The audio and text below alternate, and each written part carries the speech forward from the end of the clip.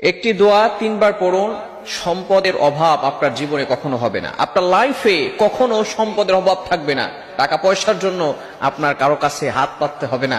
আপনি আল্লাহর উপর ভরসা রাখবেন। এটা আমি